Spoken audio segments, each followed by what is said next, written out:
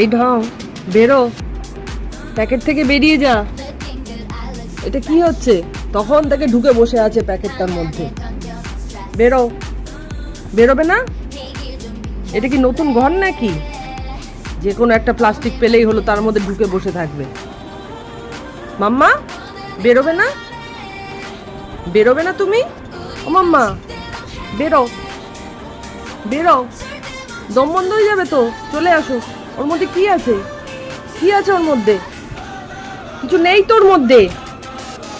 চলে আসো, চলে আসো, ওখান থেকে বেরো।